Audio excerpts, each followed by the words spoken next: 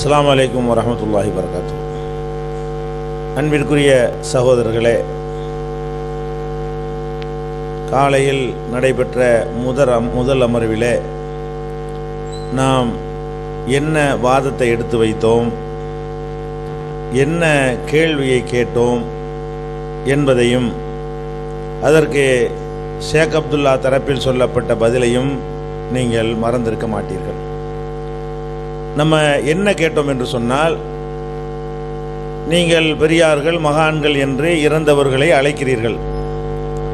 அழைக்கும் பொழுது அவர்கள் கேட்பார்கள் என்று நீங்கள் நம்புகிறீர்கள். நிறைவேற்றுவார்களா நிறைவேற்றி வைக்க மாட்டார்களா என்பது இரண்டாவது விஷயம்.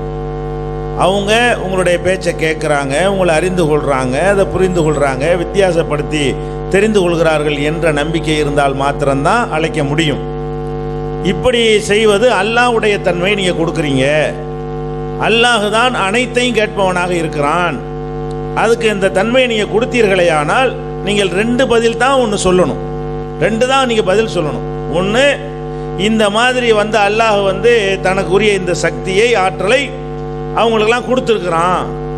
அவுலியாக்கள் மகான்கள் இறந்தவர்களுக்கு எத்தனை பேர் கேட்டாலும் என்ன கேட்டாலும் எவ்வளவு கேட்டாலும் அனைத்தையும் அறிந்து கொள்ளக்கூடிய ஒரு ஆற்றலை அல்லாஹ் கொடுத்திருக்கிறான் என்று நீங்கள் ஆதாரம் காட்ட வேண்டும். அதுக்கு ஆதாரம் காட்டவில்லை என்று சொன்னால் நீங்க சொல்றது தப்பு என்று நீங்கள் என்ன செய்யணும், ஒத்துக்கொள்ள வேண்டும். இந்த ரெண்டு தான் அதுக்கு உரிய ஆன்சராக இருக்க முடியும். அதுக்கு ஆதாரம் கேட்டா என்ன சொல்றாங்கன்னு கேட்டா, சம்பந்தமில்லாத ஆதாரங்களை எல்லாம் சொல்கிறார்கள். நபிகள் நாயகம் ஸல்லல்லாஹு அலைஹி வஸல்லம் அவங்க சில நேரங்களில் அல்லாஹ்வுடைய அற்புதத்தின் அடிப்படையில் ஒன்றிரண்டு காரியங்களை செய்து காட்டியிருக்கிறார்கள். அதையெல்லாம் எடுத்து காட்டி இதுக்கு என்ன சொல்றீங்கன்னு கேட்குறாங்க. நாம என்ன நீங்க செய்யறீங்களோ அதுக்கு ஆதாரத்தை காட்டுங்க. நபிகள் நாயகம் ஸல்லல்லாஹு அலைஹி வஸல்லம் அவர்கள் ருக்குவுக்கு பின்னாடி நீங்க செய்வதை அறிகிறேன் என்று சொன்னதற்கும், இறந்து போன ஆளுக்கு அல்லாஹ்வுக்கு கேட்குற மாதிரியான கேள்வி ஞானம் வந்துவிட்டது என்பதற்கு என்ன சம்பந்தம்? அதே மாதிரி இன்னொரு ஆதாரத்தை காட்டுறாங்க. பாங்கு சொல்லும் பொழுது ஒரு ஹதீஸை காட்டுறாங்க. முஅத்தின் பாங்கு சொன்னார்னு சொன்னால் அவருடைய சத்தத்தை கேட்கக்கூடிய மலக்குகளும் ஜின்களும் மரங்களும் கற்களும் கூட அவருக்காக அல்லாஹ்விடத்தில் சாட்சி சொல்லும். இந்த ஹதீஸை வாசித்து விட்டு அதிராம்பட்டினம் மாதிரி ஊர்களில், காயல்பட்டினம் மாதிரி ஊர்களில் நிறைய பள்ளிவாசல் இருக்கும். ஒரு நேரத்தில் நிறைய பாங்கு சொல்வார்கள். அனைத்தையும் மனுஷன் கேட்குறானா இல்லையா? இந்த ஹதீஸ்லேருந்து ஆதாரம், அனைத்தையும் மனுஷன் கேட்குறானா இல்லையாங்கிறாங்க. அப்பவும் அதே தான், ஒரு முன்னு தான் கேட்குறான். எது அதிக சத்தமாக இருக்கிற அதை கேட்பான். ஒரு பிரேக் விடுவார்ல, அப்போ இன்னொரு இடத்துல சொல்கிறது காதில் விழு, அப்படி கேட்பான். ஒரு நேரத்தில் 4 கேட்பானா, ஒரு நேரத்தில் 5 கேட்பானா? 5 ஒரே நேரத்தில் சொன்னார்களே, ஆனால் ஒரு கதம்பமாக ஒரு சத்தம் கேட்குமே தவிர பாங்கு கேட்காது. அப்பவும் அந்த பலவீனத்தோடு தான் மனிதன் கேட்கிறான். இதுக்கு ஆதாரமாகுமா? சரி, பாங்கு சத்தம் எல்லாருமே கேட்குறோம். ஒரு ஊரில் ஒரு 5 பள்ளியாசலில் ஒரே நேரத்தில் பாங்கு சொன்னால் அனைவரும் தானே கேட்குறோம். அனைவரும் கேட்பமாக இருந்தால் இதில் ஒரு ஆளுக்கு பிரத்யேகமாக கொடுத்தது ஒன்று வரல. அனைவரும் தான் கேட்குறோம். என்ன ஒரு பாங்கு சொல்கிறாங்க 5 இடத்துல, அதுதான் விளங்குமே தவிர ஒவ்வொரு வார்த்தையை பிரித்து அறிய முடியாது. பாங்கு தான் சொல்கிறாங்கன்னு அறிந்து கொள்வதற்கு காரணம் முன்னே நம்ம அறிஞ்சு வச்சிருக்கிறது காரணத்தினால. பாங்குக்கு பதிலாக 5 பள்ளியிலையும் 5 வேறு விஷயங்களை வாசித்தாங்கன்னா, பாங்குக்கு பதிலாக 5 பள்ளியிலையும் ஒரே நேரத்தில் வேறு எதையோ வாசித்தாங்கன்னு வைங்க, இங்கே இதை வாசிக்கிறாங்க அங்கே அதை வாசிக்கிறாங்கன்னு சொல்ல முடியுமா? பாங்குன்னு சொல்வதற்கு காரணம் காதில் கேட்டதுனால இல்லை, அதை ஏற்கனவே அறிஞ்சு வச்சுருக்கிறோம். பாங்கு தான் சொல்லுவாங்க. 1-2 வார்த்தை அந்த கேப்புகளில் ஒருத்தர் மூச்சு விடும்போது அடுத்த ஒரு சொல்கிற காதில் விழும். அப்படி தான் நம்ம கேட்குறோமே தவிர 5 கேட்குறோம் 6 பாங்கமாக கேட்குறோம் அப்படிலாம் கேட்கல. சரி, இப்படி கேட்டதுனால இது இறந்து போனவர்களுக்கு எதை வேண்டாலும் கேட்கக்கூடிய சக்தி விட்டது என்பதற்கு ஆதாரமாகுமா? நீங்கள் எதை செய்து கொண்டிருக்கிறீர்களோ, நீங்கள் எதை நம்பிக்கொண்டிருக்கிறீர்களோ அதுக்கு இது ஆதாரமாகுமா? இன்னும் சொல்ல போனால் இது ஆதாரமான ஒன்று தான் ஆதாரமாகணும். நீங்கள் சொன்ன அந்த ஹதீஸ் பிரகாரம் இப்போ நம்ம என்ன செய்யலாம்? இந்த கல் மரத்தையெல்லாம் இப்போ கூப்பிடலாம். ஏன்? அது ஒன்று தான் பாங்கு சத்தை கேட்குதுன்னு வருது. பாங்கு சத்தை கேட்கக்கூடிய கல், பாங்கு சத்தை கேட்கக்கூடிய புல், ஏன்னா அந்த ஹதீஸ் அப்படி தானே வருது. ஒரு மனிதன் பாங்கு சொன்னானே, ஆனால் அதை கேட்கக்கூடிய மனிதர்களும் சாட்சி சொல்வார்கள், மரங்களும் சாட்சி சொல்லும், கல்லும் சாட்சி சொல்லும். அப்போ மனுஷன் கேட்குவாங்கிறக்காண்டி மனுஷனை கூப்பிடலான்னு ஆதாரம் காட்டினீங்கன்னு சொன்னால் இன்னொருத்தர் என்ன செய்வார்? கல்லுலாம் கேட்கும் சாட்சி சொல்லும் இருக்கிறது. நம்ம என்ன செய்யணும்? தொழுது முடிச்சது கல்லே நீ அல்லாட்ட சாட்சி சொல்லு, புல்லே அல்லாட்ட சாட்சி சொல்லு, பூவே அல்லாட்ட சாட்சி சொல்லு, இலையே அல்லாட்ட சாட்சி சொல்லு. மண்ணே அல்லாட்ட சாட்சி சொல்லு, இப்படியா? இப்படி தான் ஹதீஸை விளங்குறதா? இப்போ நம்ம என்ன, நீங்கள் என்ன செய்கிறீங்களோ அதுக்கு ஆதாரம் காட்டுங்க. உங்கள் செய்ய வேண்டிய உங்களுக்கு கடமை என்ன? நீங்கள் ஒரு இறந்து போனவரை அழைக்கிறீர்கள், எந்த இடத்தில் வைத்து அழைக்கிறீர்கள்? ஒன்று அந்த இடத்துல வைக்கலன்னு சொல்லுங்கள், அந்த வித்தியாசத்தை சொல்லுங்கள். வித்தியாசத்தை கேட்டோம்னா இதெல்லாம் கேள்வி இல்லைங்கிறாங்க. அதான் கேள்வி. நீங்கள் கேள்வி இல்லைன்னா கேள்வி இல்லைன்னு ஆயிருமா? நீங்கள் வந்து கேட்குறீங்க ஒரு ஆள்கிட்ட, எவ்வளோ கேட்கும், எந்த அளவுக்கு உள்ளதை கேட்பாரு? ஒருத்தர் கொடுத்தது இன்னொருத்தர் கொடுக்கப்படலன்னு ஒத்துக்கிட்டீங்க. ஒருவருக்கு ஒரு வேறுபாடு இருக்குன்னு சொல்கிறீங்க. அப்போ நீங்கள் தனித்தனி நபரை தான் கூப்பிடுறீங்க, ஒட்டுமொத்த அவுளியாக்கள்னு கூப்பிடுறது இல்லை. ஒரு மனிதரை கூப்பிட்டீர்களே, ஆனால் அந்த மனிதருக்கு அல்லாஹ் எவ்வளோ கொடுத்துருக்குறான், தனியாக தானே காட்டணும். இந்த மனிதருக்கு அல்லாஹ் எவ்வளோ சக்தியை கொடுத்துருக்குறான், அதை காட்டணுமா இல்லையா? இது பொருத்தமற்ற கேள்வியா, சம்மந்தப்பட்ட கேள்வியா? பொருத்தமற்ற கேள்வியை கேட்டு உங்கள்ட்ட பதில் இல்லைன்னா இதெல்லாம் ஒரு கேள்வியாங்கிறீங்க. இதுதான் கேள்வியே. இதுக்கு தான் நீங்கள் பதில் சொல்லணும். அவுளியாக்களுக்கு அல்லாஹ் கொடுத்துருக்கான், வகை வகையாக கொடுத்துருக்கான், வித்தியாசப்படுத்தி கொடுத்துருக்கான் அப்படின்னு நீங்கள் சொல்வீர்களே, ஆனால் நீங்கள் என்ன செய்யணும்? அதுக்குரிய ஆதாரத்தை காட்டணும். ரசூல் ஸல்லல்லாஹு அலைஹி வஸல்லம் கொடுத்த இந்த அளவு, இப்ராஹிம் நபி கொடுத்த இந்த அளவு, முஹிதீன் கொடுத்த இந்த அளவு, அப்துல் கார் கொடுத்த இந்த அளவு அப்படின்னு ஒவ்வொருத்த பேரையும் சொல்லி அதுக்கு தகுந்தவாறு நீங்கள் என்ன செய்யணும்? அது டிஃபரெண்ட்டை காட்டணும். அதுக்குரிய ஆதாரத்தோட நீங்களே அந்த அளவை நிர்ணயிக்கக்கூடாது. இவருக்கு இவ்வளவு தான் கொடுத்து, அப்போ உங்களுக்கு அதில் தெளிவு இல்லைன்னு சொன்னால் நீங்கள் தப்பு பண்ணுறவங்களுக்கு விளங்குதா இல்லையா? நீங்கள் மார்க்க ஆதாரம் இல்லாமல் ஒரு சிற்கான ஒரு காரியத்தை, அல்லாஹ்வுக்கு இணை வைக்கிற காரியத்தை வந்து பொய்யான ஒரு காரணத்தை சொல்லி கொண்டு நியாயப்படுத்துகிறீர்கள் என்பது அதில் தெளிவாக நிரூபணம் ஆயிடுச்சு. அந்த பாங்கு சொல்கிற ஹதீஸ் வந்து இதில் வந்து என்ன செய்யாது, நிற்காது. அதே போல் நபிகள் நாயகம் ஸல்லல்லாஹு அலைஹி வஸல்லம் அவர்கள் சில விஷயங்களை மனசில் உள்ளது நினச்சதை முதுகுக்கு பின்னாடி நடக்கிறதெல்லாம் அவங்க அறிவித்து கொடுத்தாங்கன்னு ஒரு 2 செய்தியை சொன்னாங்க. இதுன்னு 2 விதமாக நிறைய இருக்கிறது. எதெல்லாம் இருக்கிற நம்புவோம், ஆனால் அது தெரியாமல் இருந்து அதை விட அதிகமாக இருக்குன்னு நான் சொன்னேன். உடனே அதுக்கு என்ன செய்கிறாங்க? ஒத்துக்கொண்டார்களாம். என்ன ஒத்துக்கொண்டார்கள்? இருக்கிறது தானே அது. எதை ஒத்துக்கிட்டோம்? ரசூல் ஸல்லல்லாஹு அலைஹி வஸல்லத்துக்கு மறைவான ஞானம் இருக்குன்னு ஒத்துக்கொண்டார்கள். ரசூல் ஸல்லல்லாஹு அலைஹி வஸல்லம் அவர்கள் மனசில் உள்ளதெல்லாம் அறிவார்கள் என்று ஒத்துக்கொண்டார்கள். அப்படிலாம் ஒத்துக்கிறவே இல்லை. என்ன ஒத்துக்கிறோம்? எதற்கு ஆதாரம் இருக்கிறதோ, நபிகள் நாயகம் ஸல்லல்லாஹு அலைஹி வஸல்லம் அவர்கள் நமக்கெல்லாம் இல்லாமல் பிரத்யேகமாக எதை அறிந்து கொண்டார்கள், செய்தார்கள், புரிந்து கொண்டார்கள் என்ற ஆதாரம் இருக்கிறதோ அதை நம்ம நம்ப வேண்டும். ஏன்? குர்ஆனில் இருப்பதனால், ஹதீஸில் இருப்பதனால். எதுக்கு ஆதாரம் இல்லையோ அதில் எல்லாம் மனிதர்களைப் போல இருந்தார்கள் நாம் நம்ப வேண்டும். இதைத்தான் நான் சொன்னேனே தவிர என்னமோ சொல்லாத ஒன்றை ஒத்துக்கொண்ட மாதிரி என்ன செய்கிறாங்க? திசை திருப்புகிறார்கள். அதில் ஒத்துக்கிற ஒரு பேச்சே இல்லை. அடுத்து என்ன? ஏற்கனவே கபூர் வணங்கியாக இருந்தோம், இப்போ மாறிட்டோன்னே நீங்கள் கபூர் வணங்கியாக இருந்து நாங்கள் கபூர் வணங்கியாக இல்லை அப்படிங்கிறப்ப நாங்கள் வணங்குறது கிடையாதுங்கிறாங்க. நீங்கள் செய்கிற அந்த செயலுக்கு பேர் தானே வணக்கம்ங்கிறோம். நீங்கள் ஒரு மனுஷனுக்கு போய் செத்து போன ஆளுக்கு போய் அல்லாஹ் கேட்குற மாதிரி கேட்பான், அல்லாஹ் பார்க்குற மாதிரி பார்க்குவான்னு சொன்னோடனே வணங்கிட்டீங்களே. அந்த கபூர் வணக்கத்தை நாங்கள் செஞ்சிட்டு இருந்தோம். நாங்கள் எந்த கபூர் வணக்கத்தை செஞ்சதாக சொன்னோமோ அந்த கபூர் வணக்கத்தை நீங்கள் இப்போ செஞ்சுட்டு இருக்கிறீங்க. ஆதாரம் காட்ட முடியாமல், திருப்பி திருப்பி கேட்டு பதில் சொல்ல முடியாமல், கபரை போய் கும்பிட்டுக்கிட்டு வணங்கணுன்ற அர்த்தத்தில் நாங்கள் சொல்லவில்லை. இப்படி தான் நினச்சோம். என்ன நினச்சோம்? அவ்வளோ எல்லாம் கேட்கும். அப்புறம் தான் வித்தியாசம் பார்க்குறோம். அது எப்படி கேட்கும்?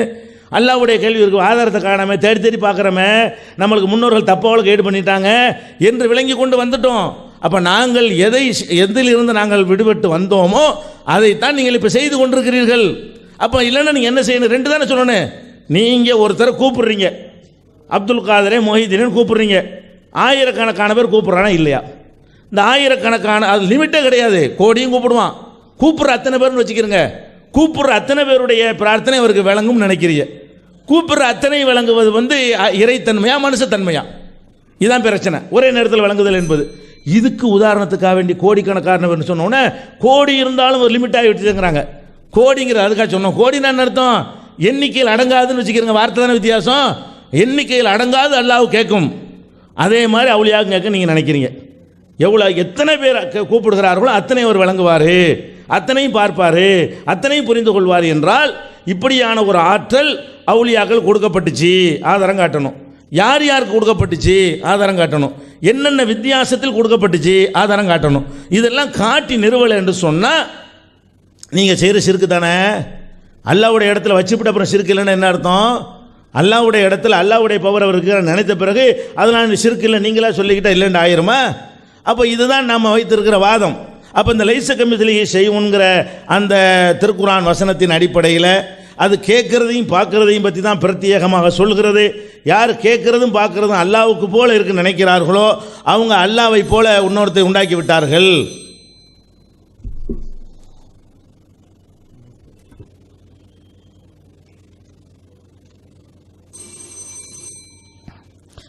அஸ்ஸலாமு அலைக்கும் வரஹ்மத்துல்லாஹி வபரகாத்துஹு.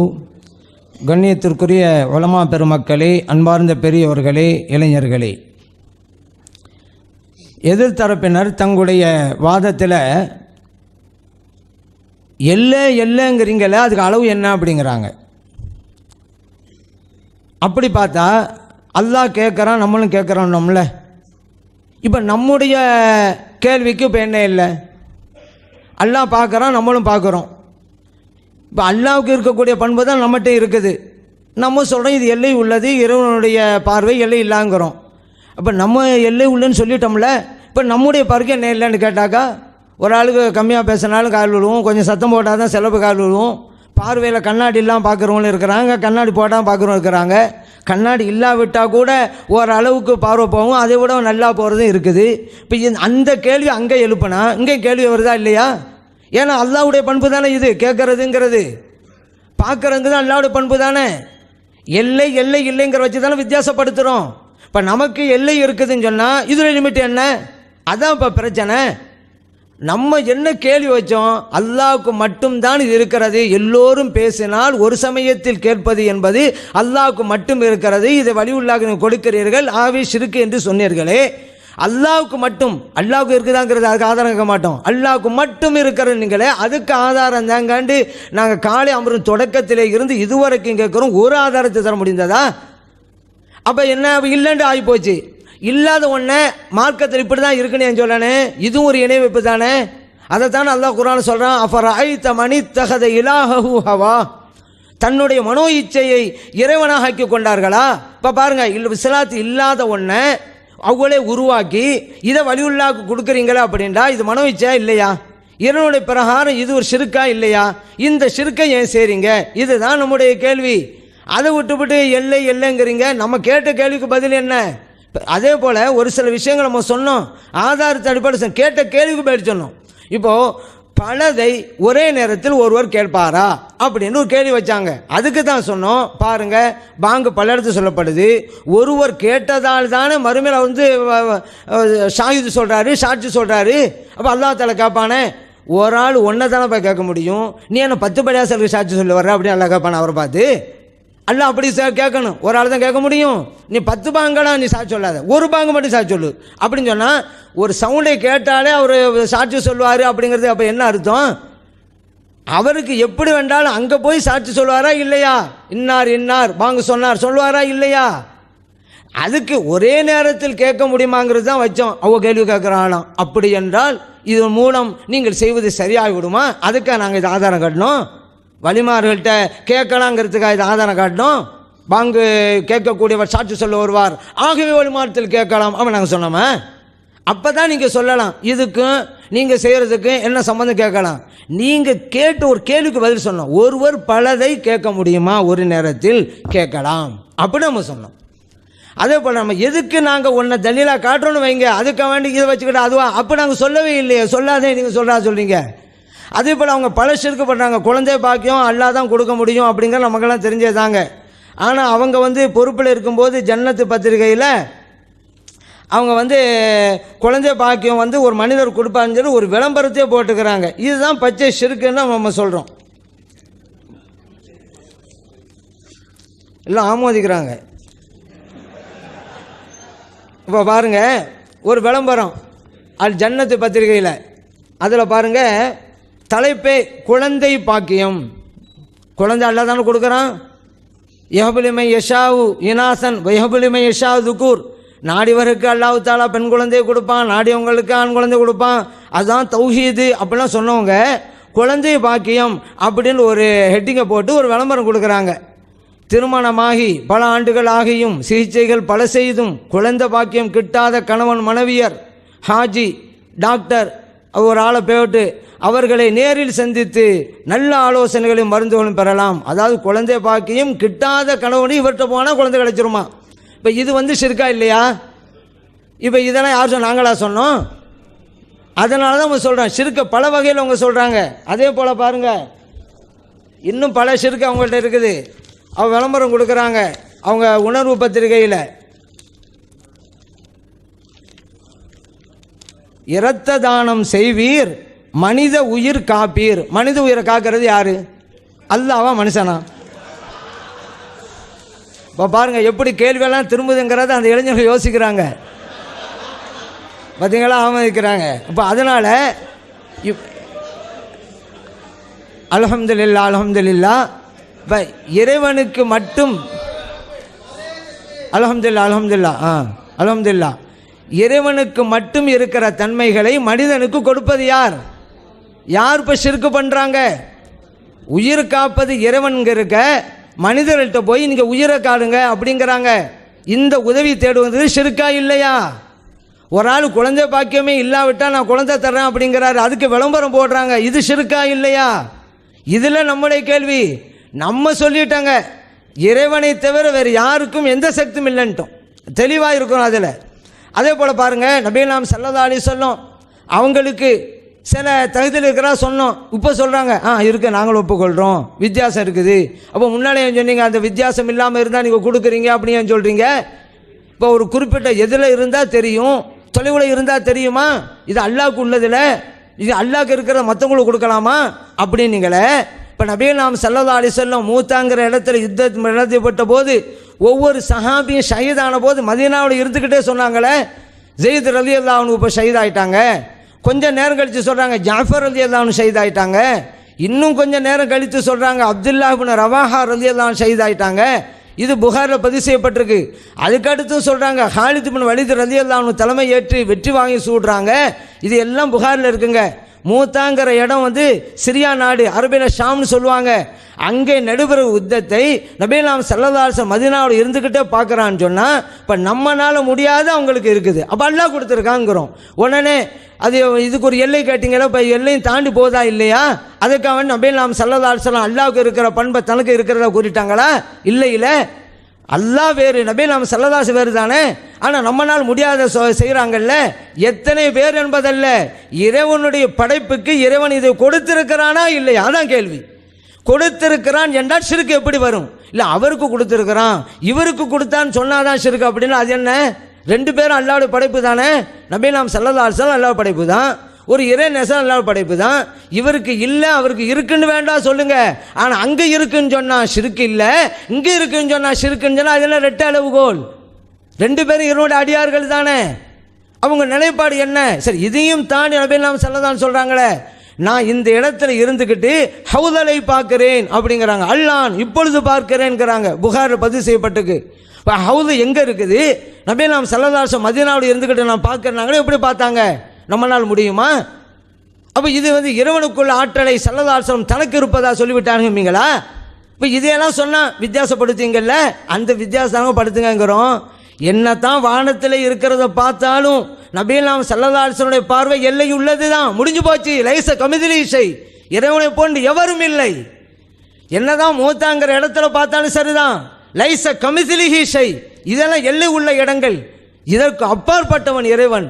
அப்படிக்கும் பொழுது எல்லைக்குள்ளேயே உள்ள விஷயத்தை வச்சுக்கிட்டு அது அல்லாஹ்வுக்கு மட்டும்தான் இருக்குது, இது உங்களுக்கு கொடுத்தா ஷிர்க்கு, அல்லாஹ்வுக்கு மட்டும்தான் இருக்கு, நீங்கள் எல்லாம் ஆதாரம் தாங்கங்கிறோம்.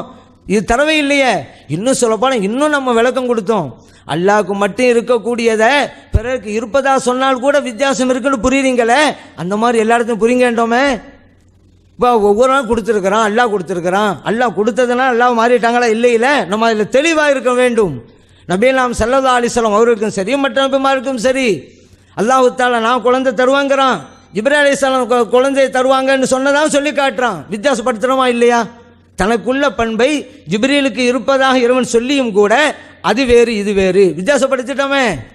அல்லாஹ் தஆலா நான் தான் நேர்வழி காட்டுவேன் என்று சொல்லி நபிகள் ஸல்லல்லாஹு அலைஹி வஸல்லம் அவங்களும் நேர்வழி காட்டுவாங்க அப்படின்னு அல்லாஹ்வே சொல்லியிருக்கிறான்.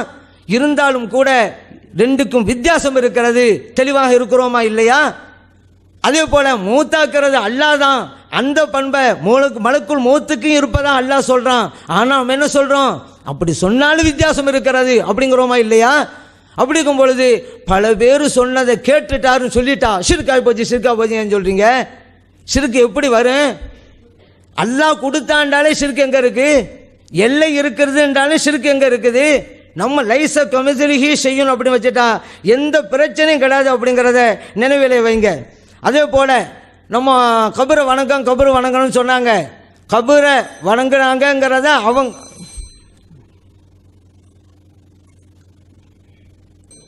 அன்புள்ள சகோதரர்களே, நிரந்தர நரகத்தில் தள்ளக்கூடிய ஒரு பாரதூரமான செயலை நீங்கள் செய்கிறீர்கள் என்று ஒரு பெரிய குற்றச்சாட்டை நம்ம சுமத்துகிறோம். அந்த குற்றச்சாட்டு எங்கள் மீது இல்லை என்று சொல்வதற்கு ஏற்ற ஒரு ஆதாரத்தையும் வைக்காமல், ஆதாரம் என்ன, அல்ஜன்னத் பத்திரிக்கை விளம்பரம் பாருங்களேன், விவாதம் வந்து எவ்வளோ ப்ரிப்பேராக வந்து சொல்ல வேண்டிய ஒரு சபையில் அல்ஜன்னத் விளம்பரம் கொடுத்தீங்களே, உணர்வு விளம்பரம் கொடுத்தீங்களே என்று சொல்கிற அளவுக்கு, அதாவது உங்கள் மீது நம்ம என்ன குற்றச்சாட்டை சொல்லி இருக்கிறோம், அதுக்கு நீங்கள் சொல்கிற பதில் சரியா, நீங்கள் சிறுக்கு வைக்கலைங்கிறது அதை கொண்டு நிரூபிக்க இயலுமான்னு கேட்டால், நீங்கள் தானே அல்ஜன்னத்தில் விளம்பரம் கொடுத்திய, நீங்கள் தானே உணர்வு விளம்பரம் கொடுத்தியன்னு சொல்கிறாங்க. சரி, அதுலையாவது உண்மையாளராக இருக்கணுமா இல்லையா? அதை வாசிக்கிறாங்க. அதில் என்ன இருக்குது?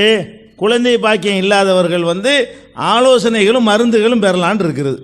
குழந்தை பாக்கியம் இல்லாத புள்ள தருவம் அதில் இருந்துச்சா? அவர் வாசிச்சதில் இருந்துச்சா? வாசிச்சதில் இல்லை. வாசிச்சதை ஒழுங்காக வாசிச்சுட்டு இல்லாத விளக்கத்தை அவர் சேர்க்கிறாரு. அந்த வாசகத்தில் என்ன இல்லை? குழந்தை பாக்கியம் இல்லாத குழந்தையை தருவோன்ற ஒரு வாசகம் கூட இந்த விளம்பரத்தில் இல்லை. அவங்க படித்தது ரெக்கார்டாக இருக்குது, பார்த்துக்கிறங்க. என்ன இருக்குது அதில்? அவர்கள் மருந்துகளும் ஆலோசனைகளும் பெறலாம். குழந்தை பாக்கியம் இல்லாதவங்களுக்கு மனைவிட்டு சேராமல் கூட பிள்ளை இல்லாமல் ஒருத்தனுக்கு இருக்குது, ஆலோசனை சொல்லுவோம். அப்படியே மனைவிட்டு போது சேர்ந்தி ஆடான்னு கூட கேட்போம். அப்போ குழந்தை இல்லைன்னு சொன்னால் எத்தனை ஆலோசனை ஒன்று சொல்ல வேண்டியிருக்கு. அந்த ஆலோசனையை சொல்லி தருவோம், மருந்து தருவோம். மருந்து சில உயிரணுக்களை உண்டாக்குறதுக்குள்ள மருத்துவ மார்க்கத்தில் உள்ளது. இதுவும் ஒன்றா? குழந்தை இல்லாதவர்களுக்கு மருத்துவ ஆலோசனை சொல்லுவோம் என்று சொல்வது, எங்கிருந்து அழைத்தாலும், எத்தனை பேர் அழைத்தாலும், எவ்வளோ சத்தில் அழைத்தாலும், யார் அழைத்தாலும் அத்தனை எந்தவித எல்லை இல்லாமல் அவர் கேட்பார் என்பது ஒன்றா? இதுக்கு அது மேட்ச் ஆகுமா? இது நாங்கள் பகிரங்கமாக இன்னும் விளம்பரம் போடுவோம். என்ன விளம்பரம் தான் கொடுங்க, அதையும் போடுறோம். இதில் என்ன இருக்குண்ணே? இதில் ஒன்றுமே ஒரு மேட்டரே இல்லையே. அதுக்கடுத்து என்ன? இரத்த தானம் செய்தால் உயிர் காப்போம்னு போட்டிருக்கிறோம். இந்த உயிர் காக்குதல்ங்கிற வார்த்தையை வந்து ரெண்டு அர்த்தத்தில் அல்லாவை பயன்படுத்துகிறான். ஒமன் அகையாக இப்போ கண்ணமா அஹியன் நாச ஜமியா, ஒரு உயிரை வந்து கொலை செஞ்சவன் உலகத்தையே கொலை செஞ்ச மாதிரி, ஒரு உயிரை வாழ செஞ்சவன் வந்து உயிர் கொடுத்தவன் தான் வருது. அதில் உயிர் கொடுத்தவன் அனைவருக்கு உயிர் கொடுத்த மாதிரிங்கிறான். உயிர் கொடுக்குற அர்த்தமா? பொழைக்கிறதுக்குரிய சில காரணங்களை செஞ்சால் அந்த ஒரு வாசகத்தை பயன்படுத்துகிறோம். ஒருத்தன் சாவை கிடக்கிறான், ரத்தத்தை கொடுத்தா என்ன செய்வான்? பொழைச்சிக்கிடுவான். இதுதான் அதில் சாதாரண அர்த்தமே தவிர, இதில் வந்துக்கிட்டு ஒரு கடவுள் தன்மையோ, இந்த ரத்தத்தை கொண்டு எங்கிருந்து எவன் செத்தாலும், எவ்வளோ தூரத்துலேருந்து செத்தாலும் இங்கேருந்து ரத்தத்தை அனுப்பி அப்படின்லாம் அதில் ஏதாவது அர்த்தம் இருக்குதா?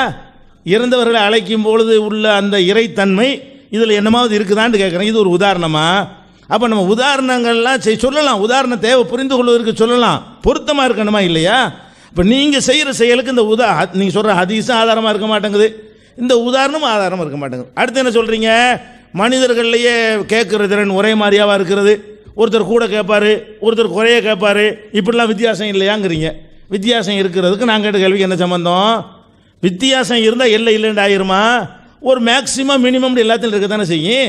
ஒரு மனிதன் கேட்குறான்னா அதிகபட்சம் இவ்வளவு கேட்பான், குறைந்தபட்சம் இவ்வளவு கேட்பான்ங்கிறது இருக்கும் பொழுது ரெண்டுக்கு நடுவில் 100 வீதம் இருக்கலாம். ஒருத்தன் இந்த அளவு கேட்பான், ஒருத்தன் அந்த அளவு கேட்பான், ஒருத்தன் இந்த அளவு கேட்பான்னு ஒரு கணக்கு இருக்கும். இது வந்து லிமிட், அதுவும் லிமிட். மேக்சிமம் வச்சாலும் அந்த மேக்சிமம் என்பது ஒரு லிமிட், மினிமம்னு வச்சாலும் அந்த மினிமம்ங்கிறது வந்து ஒரு லிமிட், மீடியம்னு வச்சாலும் அந்த மீடியம்ங்கிறது அது ஒரு லிமிட் தான். அது இப்போ அல்லாவுக்கு லிமிட் உண்டா? இந்த ஏதாவது லிமிட் போட முடியும்? இந்த அளவுக்கு தான் கேட்பான்னு சொல்ல இயலுமா? எந்த அளவுக்கும் கேட்பான். நீங்கள் வந்து இறந்து போன ஆட்களை கூப்பிடுறது எந்த அளவுக்கும் கேட்பாரா என்னது? அதான் கேள்வி. இப்போ எந்த அளவுக்கும் கேட்பாருன்னு நீங்கள் நம்மளோட ஏன் கூப்பிடுறீங்க? நீங்கள் என்ன நம்பி கூப்பிடுறீங்க? எந்த அளவும் கேட்பார், எங்கேருந்து கேட்பார், எதையும் கேட்பார். அது ஒரு மேட்டரே கிடையாது. அல்லாட்ட எப்படி நீங்கள் கேட்குறீங்க அது மாதிரி நான் கூப்பிடலாம். அல்லாவை கூப்பிடுவதற்கு யோசிச்சு பார்ப்போமா? நம்ம இப்போ கூப்பிடலாமா? தூரமாக இருக்கு அல்லா அப்படி நினைக்கிறோமா? அல்லாவை கூப்பிடும்போது எப்படி எந்த விதமான ஒரு தயக்கமும் இல்லாமல் கூப்பிடுவீங்களோ அந்த மாதிரி இறந்தவர்களை கூப்பிடுறீங்களே, இது சரியான்னு கேட்டால் அதுக்கு இந்த உதாரணம்லாம் சரியாக வருமா? மனிதர்களுக்கு மத்தியில் உள்ள அந்த கேட்கும் திறனில் உள்ள ஏற்றத்தாழ்வுகளை காட்டிக்கொண்டு இங்கேயும் ஏற்றத்தாழ்வு இருக்காண்டா ஏற்றத்தாழ்வா மேட்ரு? இப்போ அல்லாவுக்கும் மனிதனுக்கு மத்தியில் ஒப்பிடும் பொழுது ஏற்றத்தாழ்வை காட்டுங்க. அது என்ன ஏற்றத்தாழ்வு? அல்லாஹ் கேட்பான்னு நம்புறதுனுடைய அளவு என்ன? இந்த இவங்கெல்லாம் கேட்பாங்க நீ கேட்குறீங்களே, அதுக்குரிய அர்த்தம் என்ன? என்னத்தை கேட்பாங்க? அல்லாட்ட கேட்குற அத்தனையும் அவர்கள் கேட்டு விடுவார்களா? அல்ல எதை கேட்க மாட்டார்கள்? எதை கேட்பார்கள்னு அதுக்குரிய ஆதாரம் எதை கேட்க மாட்டாங்கன்னு அதுக்குரிய ஆதாரம் அதானே சரியான முறையாக இருக்கேன். அப்போ சொல்கிற விதங்கள் ஒரு உருப்படியான ஆதாரங்களை வைக்கிற மாதிரி எனக்கு தெரியவில்லை. ரொம்ப கஷ்டப்பட்டு மக்கள்லாம் வந்து 2 நாள் மெனக்கெட்டு வந்திருக்கிறாங்க.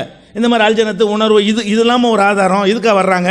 நல்லா யோசிச்சு பார்த்து நீங்கள் என்ன செய்யணும், பயனுள்ள செய்திகளை மக்களுக்கு சொல்லுங்கள். அடுத்து என்ன, நபிகள் நாயகம் ஸல்லல்லாஹு அலைஹி வஸல்லம் அவர்கள் மோத்தா போரில் கொல்லப்பட்டவங்களெல்லாம் இவர் கொல்லப்பட்டுட்டார் அவர் கொல்லப்பட்டார்னு சொன்னாங்கங்கிறீங்க. சொன்னாங்கன்னு ஹதீஸில் புகாரில் இருக்குது, ஆதாரபூர்வமான ஹதீஸ், நாங்கள் நம்புகிறோம் நீங்கள் நம்புறீங்க, அதில் மாற்றுக்கிறது கிடையாது. அதை சொன்னதுனால எதை வேண்டாலும் சொல்லக்கூடிய அந்த தன்மை அவங்களுக்கு வந்து விட்டதா இல்லைன்னு நாங்கள் சொல்கிறோம். அதை சொன்னதை ஒத்துக்கொள்கிறோம். ஏன் அப்படி சொல்கிறோம், ஒன்று சொன்னாங்கன்னு நீங்கள் ஒன்று சொன்னால் சொல்லன்னு நான் 10 சொல்லுவேன், 20 கூட 100 கூட சொல்லுவேன், அவ்வளவு இருக்கிறது. இப்போ ஒரு ரசூல் ஸல்லல்லாஹு அலைஹி வஸல்லம் 70 சஹாபாக்களை கூட்டிகிட்டு போனாங்க, மார்க்கத்தை சொல்லித்தாங்கன்னு கூட்டிகிட்டு போய் கொண்டு விட்டாங்க. 70 உயிர் பிரச்சனை, 70 பேரை எது கூப்பிட்றான்னு தெரியாமல் தான் அனுப்பி வச்சாங்க. 70 காரிகளை கூட்டிகிட்டு போய் நினைச்சிட்டாங்க, காலி பண்ணி விட்டாங்க. அது மாதிரி இன்னொரு சந்தர்ப்பத்தில் அது மாதிரி சகாபாக்கள் அழைச்சிட்டு போய் என்ன பண்ணிட்டாங்க, கொலை பண்ணிட்டாங்க. கொலை பண்ண போகிறாங்கன்னு முன்னாடியே தெரியல, கொலை செஞ்ச பிறகு அல்லாட்டிருந்து அறிவிக்கப்பட்டு தெரிஞ்சுக்கிட்டாங்க. அந்த 70 பேர் போயிட்டாங்களா, அதுக்கு என்ன சொல்கிறீங்க, அது அவர்களுக்கு தெரிய முடியவில்லை. ஒரு ஆள் தொலைக்கு முன்னாடி சத்தம் போட்டு பேசுகிறாரு, ஒரு துவா ஹம்தன் கதிரன் தைபன் முபாரக்கன் ஃபீங்கிறாரு, ஐயுக்குமுல் முத்தக்கல்லிமு பி ஹாதிஹில் கலிமாத். இந்த வார்த்தையை பேசுனது யார், பின்னாடி தான் ஒருத்தர் ஓதுறாரு துவாவை, ரசூலுல்லாஹ்க்கு யாருன்னு தெரியல, சலாம் கொடுத்துட்டு கேட்குறாங்க ஐயுக்குமுல் முத்தக்கல்லிமு, இது சொன்னவர் யாருன்னு கேட்குறாங்க. அது மாதிரி சொல்கிறாங்க, வழக்கு வருது, ரசூலுல்லாஹ்ட்ட வழக்கு வருது. வழக்கை பற்றி என்ன சொல்கிறாங்க, நீங்கள் 2 பேர் வழக்கு கொண்டு வருவீங்க, ஒருத்தர் திறமையான வாதிடுவார், ஒருத்தர் திறமை கம்மியாக இருப்பார். நான் திறமை கம்மியான ஒரு வாதத்தை நம்பி ஏமாந்து அவருக்கு சாதகமாக நான் தீர்ப்பளிச்சிருவேன், நானும் மனுஷன், அப்படி செய்து விட்டால் நரகத்தில் நீங்கள் மாட்டிக்கிருவீங்க அப்படின்னு சொன்னாங்களே தவிர, யார் ஒரு கேஸ் வந்தவுடனே இவர் தான் கரெக்டான ஆள் இவர் தான் தவறான ஆள் எனக்கு கண்டுபிடிக்க இயலாது. 2 வாதத்தையும் பார்ப்பேன், யார் திறமையாக பாத்திரில் உள்ளவன் திறமையாக வாதிடுவீங்க, ஹக்கில் உள்ளவன் திறமை இல்லாமல் வாதிட்டுவீங்க சமயங்களில், நான் அதுக்கு தகுந்தவாறு என்ன செஞ்சிருவேன், தீர்ப்பளிச்சிருவேன் அப்படின்னாங்களே. இப்போ எல்லாம் தெரியலன்னு காட்டுறாங்களா இல்லையா, தெரியுங்கிற மாதிரி ஒன்று காட்டினா தெரியலங்கிற மாதிரி 100 காட்டிக்கிட்டு இருக்கலாமே, அது மாதிரி இருக்கிறது. அது மாதிரி ஒரு ஆள் வர்றாரு, ருக்குவுக்கு முன்னாடி என்ன செஞ்சுறாரு, சார் சஃபுக்கு முன்னாடி ருக்கு செஞ்சுறாரு, ஓடிட்டு வர்றாரு, ரக்கா தவறி போயிரும்னு சொல்லி ரக்கா தூண சஃபி, சஃபுக்கு முன்னாடி ருக்கு செய்கிறாரு. சலாம் கொடுத்த ரசூலுல்லாஹ் கேட்டாங்க ஐயுக்குமுல்லதி ரக்கா தூண சஃபி, சஃபுல சேர வந்து யார்ப்பா ருக்கு செஞ்சது என்று கேட்குறாங்க. ருக்கு செஞ்சார்னு ஒரு பாதி தெரிகிறது, யார் ருக்கு செஞ்சான்னு தெரியல. அதை என்ன செய்கிறாங்க, விசாரித்து அறிந்து கொள்கிறது. நம்ம காட்சியை பார்க்குறோம். அதே மாதிரி ஒரு பள்ளியாசலை கூட்டி பெருக்கி இருக்கக்கூடிய ஒரு பெண்மணி இருந்தாங்க, இறந்து போயிட்டாங்க. அதை ரசூலுல்லாஹ்க்கு சொல்லாமல் அடக்கம் பண்ணிவிட்டாங்க. தெரியவே இல்லை ரசூலுல்லாஹ்க்கு. அந்த அம்மா எங்கன்னு கேட்குறாங்க, அவங்க எப்போ செத்துட்டாங்களே, அடக்கிட்டவங்க அந்த இடத்த காட்டுங்கிறாங்க. அப்போ இறந்ததும் தெரியல, அடக்குனதும் தெரியல, எந்த இடத்துல அடக்குனாங்கன்னு தெரியல, அந்த இடத்த காட்டுங்கன்னு போய் அந்த இடத்துல ஜனாசா தொழுதுருக்குறாங்க. தெரியாமல் இருந்திருக்கா இல்லையா, அந்த ஞானமே வந்துருச்சுன்னு விளங்கிற முடியுமா? ரசூல் ஸல்லல்லாஹு அலைஹி வஸல்லம் வந்து அல்லாஹ் அறிகிற மாதிரி எல்லாத்தையும் அப்படி அறிவாங்கன்னு சொல்ல முடியுமா? எதை அல்லாஹ் காட்டி கொடுத்தானோ, நபிங்கிற மாதிரிலாம் காட்டி கொடுப்பான். அது காட்டி கொடுக்குற எதை வச்சு முடிவு பண்ணணும், ஆதாரத்தை வச்சு முடிவு பண்ணணும். எதையெல்லாம் அல்லாஹ் காட்டி கொடுத்தா சொல்கிறானோ அதை காட்டி கொடுத்துருக்கிறான் அப்படி நம்ப வேண்டும். ஒழு செய்கிறதுக்கு தண்ணி கொண்டு வைக்கிறாங்க, பாத்ரூம் இயற்கை தேவைக்காக வேண்டி. இப்னு அப்பாஸ் அது கேட்குறாங்க, மண்வலாக யார் வச்சதுன்னு கேட்குறாங்க, யாருன்னு தெரியல, பார்க்காதனால தெரியல, யார் வச்சு தண்ணி வச்சிருக்கிறது யாருன்னு தெரியல, அது கேட்குறாங்க, மண்வலாகாதான்னு கேட்குறாங்க. அது மாதிரி மதீனாவுக்குரிய பெரிய அச்சமான ஒரு சூழ்நிலைன்னு கேள்விப்படுறாங்க. உடனே குதிரையில் ஏறி அபூ தல்ஹாவுடைய குதிரையை வாங்கிட்டு போய் பயங்கரமாக வேகமாக ஓடி போயிட்டு வந்து பார்த்துட்டு வந்துட்டு ஒன்றுமே இல்லைங்கிறாங்க. இவன் பார்த்துட்டு வந்து இருந்த இடத்துல சொல்ல வேண்டியதானே, அதெல்லாம் ஒன்றும் இல்லை உட்காருங்கப்பான்னு சொல்ல வேண்டியது தானே. போய் மனிதன் மாதிரி போய் விசாரிச்சுட்டு வந்தால் என்ன செய்கிறாங்க, அச்சப்படுற மாதிரி ஒன்றும் இல்லைங்கிறாங்க. அறியாமல் இருந்திருக்காங்களா இல்லையா? வீட்டில் டெய்லி வருவாங்க, வீட்டில் என்ன இருக்குது, அவங்க வீட்டில் என்ன சாப்பாடுன்னு தெரியாது. ஹல் இந்தக்கும் செய்வுன், என்ன மாதிரி வீட்டில் சாப்பிட வச்சிங்களான்னு கேட்பாங்க. இருக்குன்னா சாப்பிடுவாங்க, இல்லாட்டா நான் இன்னி சாயுமுன், நான் நோம்பாக இருந்துக்கிறேன். சுபு தொழுதுட்டு வருவாங்க, சுபு தொழுது இதாக இருக்கான்னு கேட்பாங்க. சாப்பிட வீட்டில் என்ன இருக்குன்னு தெரியாமல் ஹல் இந்தக்கும் செய்யுன்னு கேட்குறாங்களா இல்லையா? ஒரு விருந்தாளி வர்றாரு, வீட்டுக்கு அனுப்பிவிட்டு ஏதாவது இருக்குது கொடுக்க ஏதாவது இருக்குதா அப்படின்னு கேட்டு விட்றாங்க. வீட்டிலேருந்து ஒன்றுமே இல்லைன்னு பதில் வருது. ஏன் கேட்டு விடணும், ஏன் வீட்டுக்கு ஆள் அனுப்பணும்? இது பட்டியல் போட்டுகிட்டே போகலாம், வண்டி கணக்காக இருக்கிறது. அப்போ நபிகள் நாயகம் எதுக்கு நான் சொல்கிறேன்னு கேட்டால், நபிகள் நாயகம் ஸல்லல்லாஹு அலைஹி வஸல்லம் அவர்களுக்கு சிலதை அல்லாஹ் அறிவித்து கொடுத்தான். இதை அதை மறுக்கிற கூட்டமாக நீங்கள் நினச்சிக்கிறாதீங்க. எதெல்லாம் குர்ஆனில் ஹதீஸில் இருக்க ஏற்றுக்கொள்ள வேண்டும். ஒரு சைடை ஏற்றுக்கிட்டு ஒரு சைடை மறுக்கக்கூடாது, அதான் டாபிக்கு. இந்த சைடையும் ஏற்றுக்கொள்கிற மாதிரி தெரியாத விஷயங்கள் பல இருந்துச்சுங்கிற இன்னொரு சைடையும் ஏற்றுக்கொள்ள வேண்டும். அப்போ ரெண்டுக்கு இணக்கமாக என்னது, அல்லாஹ் எதை அறிவித்து கொடுத்தானோ அது தெரியும், அறிவித்து கொடுக்கலன்னா தெரியாது, அது அதிகமாக இருக்கிறது, அறிவித்து கொடுத்ததை விட அதிகமாக இருக்கிறது. நீங்கள் ஒவ்வொரு ஒன்று சொல்லும்போது நான் வந்து 20 10 நான் சொல்லுவேன் இன்ஷா அல்லாஹ், அவ்வளோ இருக்குது தெரியாதுங்கிற. தெரியறதுக்கு ஒன்று சொன்னீங்களா, டாபிக் அதல்ல. இதுக்கு என்ன சம்பந்தம்?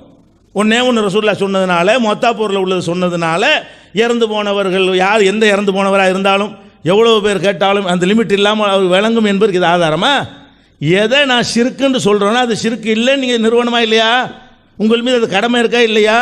இது நான் ஷிர்க்குங்கிற அல்லாஹ்வுக்கு இணை கற்பிக்கிறீங்க, அல்லாஹ்வுடைய இடத்துல கொண்டு அவர் வச்சுப்பிட்டீங்க, அல்லாஹ்வுடைய கேள்வியும் அவர் கேள்வியும் ஒரே அந்தஸ்தில் உள்ளது நீங்கள் கருதுகிறீர்கள், அல்லாஹ்வுடைய பார்வையும் அல்லாஹ்வுடைய பிரித்தறிதலும் அல்லாஹ்வுடைய வழங்குதலும் இவருடைய தன்மையும் ஒரே மாதிரி நினைக்கிறீர்கள், இதுக்கு என்ன ஆதாரம் அப்படின்னு கேட்டால் அதுக்கு நீங்கள் பதில் சொல்ற விட்டுட்டு இதெல்லாம் ஆதாரமாகுமா?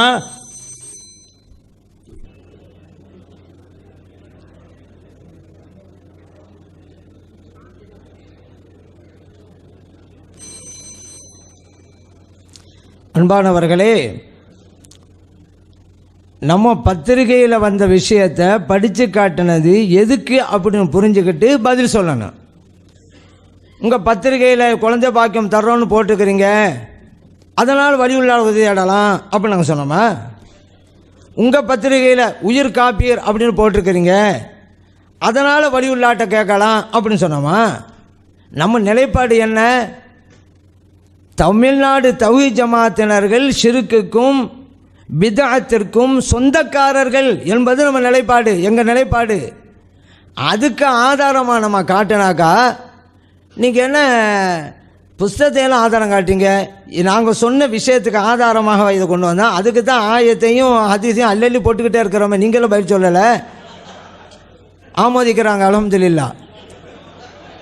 என்ன அதனால் இப்போ நம்ம என்ன சொல்கிறோம்? நீங்கள் ஷிர்க்குக்கு சொந்தக்காரர் நம்ம நிலைப்பாடு இல்லை, அவங்களும் ஷிர்க்கு செய்யக்கூடியவங்க தான்.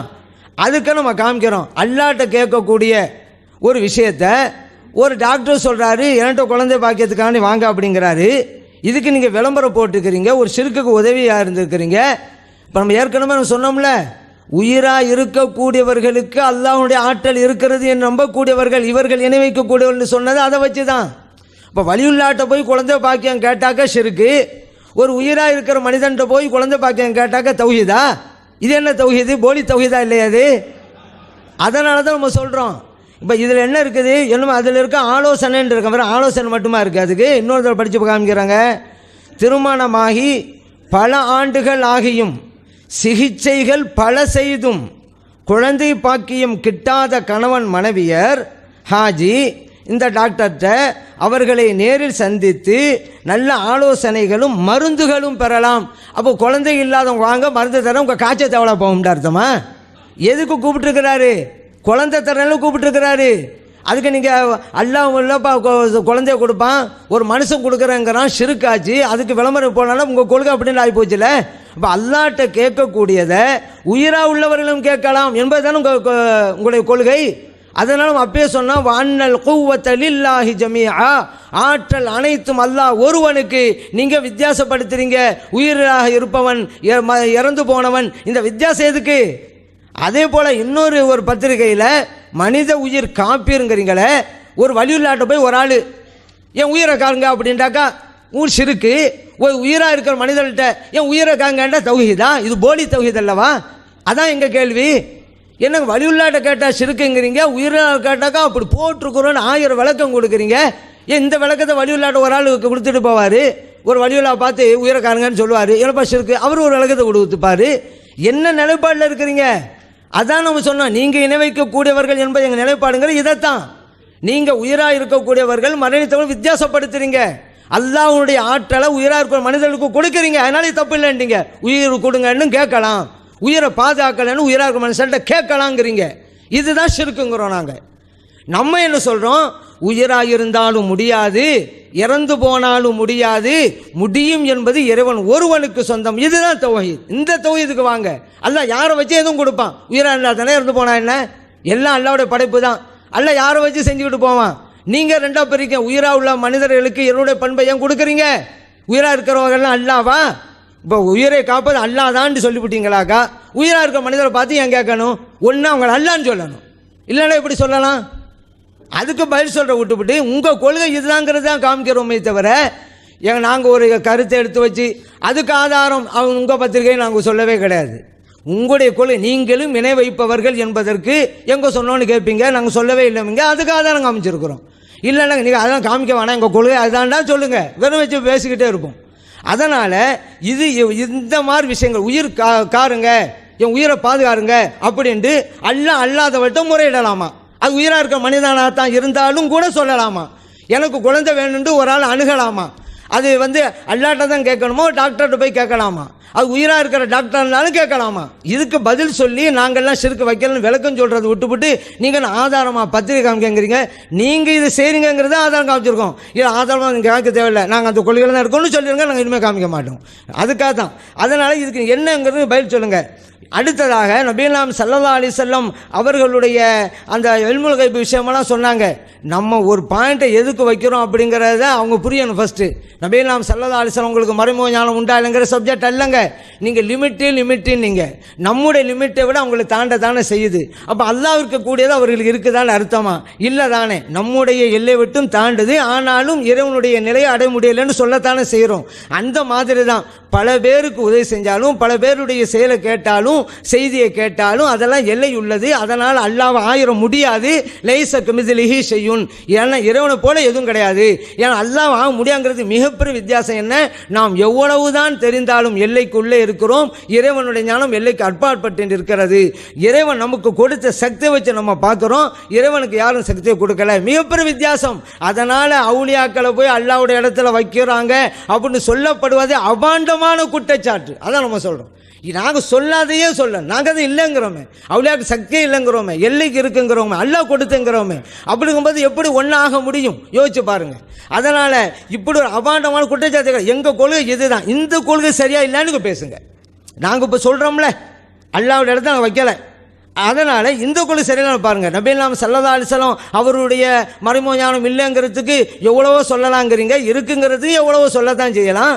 நபிகள் நாயகம் ஸல்லல்லாஹு அலைஹி வஸல்லம் அவர்கள் ஒரு கட்டத்தில் சுபு தழுதுட்டு அந்த மெம்பர் பட்டியில் ஏறினாங்க, பிரசங்கம் செஞ்சாங்க. லொஹ நேரம் வந்துச்சு, இறங்கினாங்க, பிரசங்கம் செஞ்சாங்க. அசர் நேரம் வந்துச்சு, ஏறினாங்க, பிரசங்கம் செஞ்சாங்க. இப்படி மக்ரிப் வரைக்கும் செஞ்சாங்க. என்ன தெரியுமா சொன்னாங்க? அஹ்பர பிமா கான் வபிமா ஹுவ காயினுன், இதுவரைக்கும் என்ன நடந்தது அதையும் சொன்னாங்க, இனிமேல் என்ன நடக்கும் அதையும் சொன்னாங்க. முஸ்லிமிலே பதிவு செய்யப்பட்டிருக்கிறது. அப்போ அதே போல் நபிகள் ஸல்லல்லாஹு அலைஹி வஸல்லம் சொல்கிறாங்க, அல்லாஹு தாலா எனக்கு இந்த பூமியை சுருட்டி காமித்தான். ஹத்தா ரைத்து மஷாரிகஹா மகாரிபஹா, சூரியன் உதிக்கிற இடங்கள், சூரியன் மறைகிற இடங்கள் எல்லாவற்றையும் நான் பார்த்தேன் அப்படிங்கிறாங்க. முஸ்லிமிலே பதிவு செய்யப்பட்டிருக்கிறது. அதே போல் நபிகள் ஸல்லல்லாஹு அலைஹி சொல்கிறாங்க, என் உம்மத்தினுடைய எல்லா செயல்பாடுகளும் எனக்கு எடுத்து காட்டப்பட்டு முடிந்து விட்டன. யார் யார் என்ன செய்வாங்க, ஹசனுஹா வ செய்யுஹா, அவங்க செய்கிற நல்லதாக இருக்கட்டும் கெட்டதாக இருக்கட்டும் எல்லாத்தையும் நமக்கு காண்பிக்கப்பட்டு விட்டது அப்படிங்கிறார் நபிகள் ஸல்லல்லாஹு அலைஹி வஸல்லம். இது முஸ்லிமிலே பதிவு செய்யப்பட்டிருக்கிறது. அதே போல நபிகள் நாயகம் ஸல்லல்லாஹு அலைஹி வஸல்லம் அவர்கள் சொன்ன பல விஷயங்கள் இருக்கிறது. அதே போல இந்த ஹைபர் யுத்தத்தின் போது சொல்றாங்க, நாளை தினம் ஒருவருடைய கையிலே நான் கொடியை கொடுப்பேன், அவர் மூலம் வெற்றி கிடைக்கும்ங்கிறாங்க. அடுத்த நாள் அலி ரலியல்லாஹு அன்ஹு அவங்களுடைய கையில் கொடியை கொடுத்தாங்க, வெற்றியும் கிடைத்தது. அது புகாரிலே பதிவு செய்யப்பட்டிருக்கிறது. இப்படி நபிகள் நாயகம் ஸல்லல்லாஹு அலைஹி வஸல்லம் அவர்களுக்கு அல்லாஹு தஆலா வழங்கிய ஞானம் ஒன்றல்ல இரண்டல்ல நிறைய இருக்கிறது அப்படிங்கிறத நம்ம புரிந்து கொள்ளணும். அதே போல நபிகள் நாயகம் ஸல்லல்லாஹு அலைஹி வஸல்லம் சொன்னாங்க, நான் மூசா அலைஹிஸ்ஸலாம் அவருடைய கபரு எங்க இருக்குது அப்படிங்கிறது கூட நான் உங்களுக்கு சொல்லுவேன், அந்த இடத்துல இருந்தாலும் உங்களுக்கு காட்டுவோங்கிறாங்க. ஸல்லல்லாஹு அலைஹி வஸல்லம் காலத்திலேயா மூசா அலைஹிஸ்ஸலாம் நல்லடக்கம் செய்யப்பட்டாங்க. ஆனாலும் அந்த கபர் எங்கே இருக்கிறது என்பதை என்னால் உங்களுக்கு காமிக்க முடியும் அப்படிங்கிறாங்க நபிகள் நாயகம் ஸல்லல்லாஹு அலைஹி வஸல்லம் அவர்கள். இப்படி எண்ணற்ற விஷயங்களை சொல்லியிருக்கிறாங்கங்க. இப்போ நம்ம இந்த பிரச்சனைலாம் நம்ம இதுக்காக காட்டலை, இல்முல் கைப்புக்காக வரல. நம்ம என்ன சொன்னோம், ஒரு எல்லை நீங்களே, நம்ம எல்லையும் தாண்டி நபிகள் ஸல்லல்லாஹு அலைஹி வஸல்லம் பெற்றிருக்கிறாங்களே, அதனால் அல்லாஹ்வுடைய சிவத்தை ஸல்லல்லாஹு அலைஹி வஸல்லம் இருக்குன்னு சொல்லிட்டாங்களா? இல்லை, எவ்வளவுதான் பெற்றாலும் கூட நம்மால் பார்க்க முடியாது. ஹவுதுல் கௌசர் வானத்தில் இருக்கு, இந்த இடத்துல இல்லை, பூமியை விட்டும் ஏதோ ஒரு இடத்துல இருக்குது, நான் பார்க்குறோம் அப்படிங்கிறாங்க.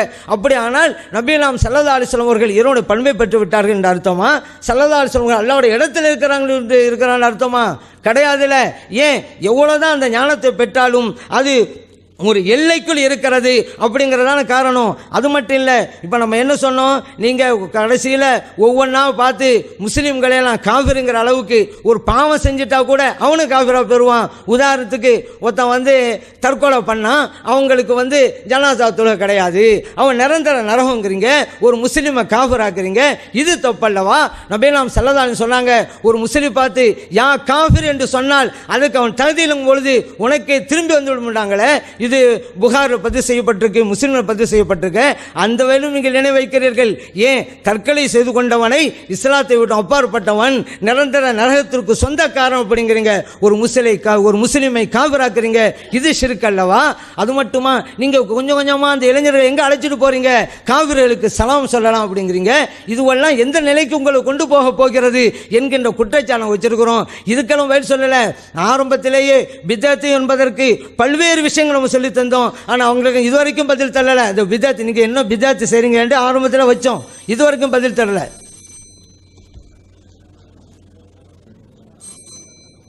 அன்பிற்குரிய சகோதரர்களே, அந்த அல்ஜன்னத்து பத்திரிகையிலையும் உணர்வுள்ள விளம்பரத்திலையும் போடப்பட்டது ஷிர்க்கு என்று காட்டுவதற்காகத்தான் நாங்கள் சொன்னோம். எங்கள் செயல்பாடை நியாயப்படுத்துறதுக்கு சொல்லலை என்று சொன்னார்கள். அதாவது ஒரு குழந்தை இல்லை என்பதற்காக வேண்டி மருந்து ஆலோசனையும் வழங்கப்படும் போட்டிருக்கு இல்லையா, அது ஷிர்க்குங்கிறாங்க. மருந்து தர்றது அல்லாஹ்வுடைய வேலையா? மருந்து மனுஷன் தான் தருவான், குழந்தை தான் அல்லாஹ் தருவானே தவிர மருந்து தர்றது ஏன் வேலைன்னு எல்லாம் சொல்லியிருக்கிறான். அப்போ டாக்டர் வேலையை பார்க்கக்கூடாது. மருந்து மனுஷன் தான் தருவான். ஆலோசனை அல்லாஹ்வா தருவான். அல்லாஹ் அதுக்கு ஒரு ஆலோசனை சொல்லணும் கேட்ட ஆலோசனை அல்லாஹ்வா தருவான். அல்லாஹ் குழந்தையை தர்றதுக்கு தான் சொந்தம் கொண்டாடானே தவிர மருந்து மனுஷன்ட்ட தான் போய் கேட்கணும், ஆலோசனை மனுஷன்ட்ட தான் கேட்கணும். எது மனுஷன்ட்ட கேட்கணுமோ அதைத்தானே மனுஷன்ட்ட கேட்குற மாதிரி விளம்பரம் இருக்குது. நீண்ட காலமாக குழந்தை இல்லாத தம்பதிகள் வாங்க குழந்தை தர்றேன் அப்படின்னு அந்த விளம்பரத்தில் இருந்தால் நீங்கள் ஷிர்க்குன்னு சொல்லலாம். குழந்தை இல்லாத தம்பதிகளுக்கு மருந்தும் ஆலோசனையும் சொல்வது மனுஷன் டியூட்டியா அல்லாஹ்வுடைய டியூட்டியா? ததாவும் நீங்கள் மருத்துவம் செய்யுங்கள், இன்னலி குள்ளி தாயின் தவாவுன், ஒவ்வொரு நோய்க்கு மருந்து இருக்கிறது என்று நபிகள் நாயகம் ஸல்லல்லாஹு அலைஹி வஸல்லம் அவங்க இந்த அதிகாரம் மனுஷனுக்குள்ளே சொல்லிவிட்டாங்க. அப்போ இது எப்படி ஷிர்காவுங்கிறீங்க நீங்கள்? அப்போ நாங்கள் ஷிர்க்குங்கிறதுக்கு தான் உங்கள்ட்ட உள்ள பெரிய ஆதாரம். இது ஷிர்கா?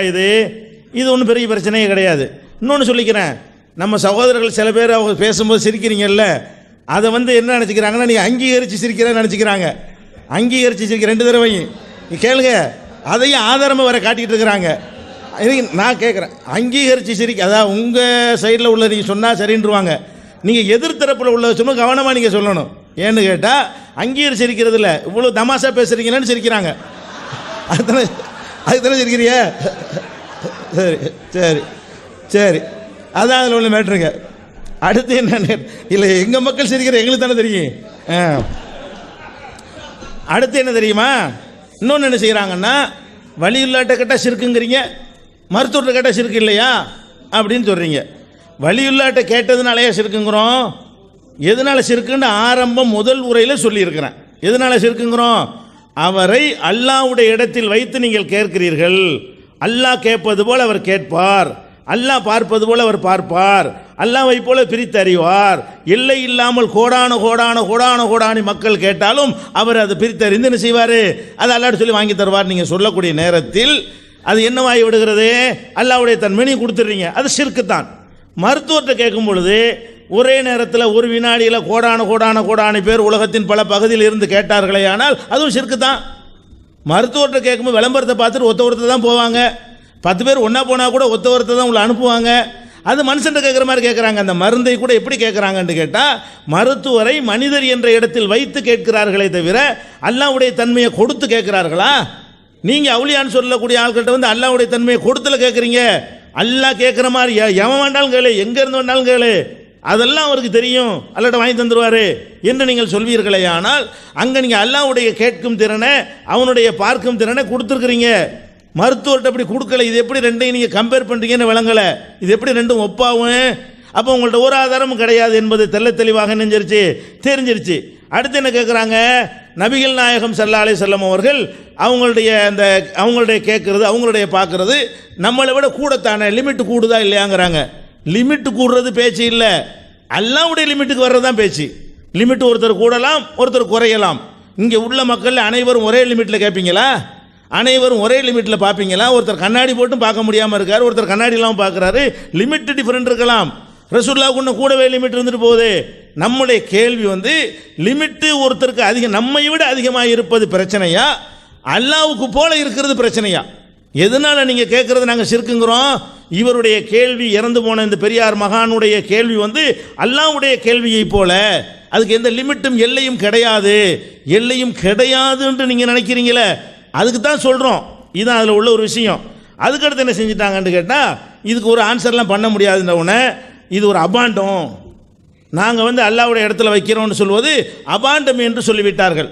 இந்த அபாண்டம் என்று சொல்வதை என்ன செய்யணும், அவங்க தெளிவாகவே சொல்லிடுறேன். எப்படி சொல்லணும், நான் தப்பாக இவங்க நாங்கள் அப்படி சொல்லவே கிடையாது, இவங்க தௌஹீத் ஜமாஅத்திலிருந்து அபாண்டமாக எங்கள் மீது போட்டு விட்டார்கள்.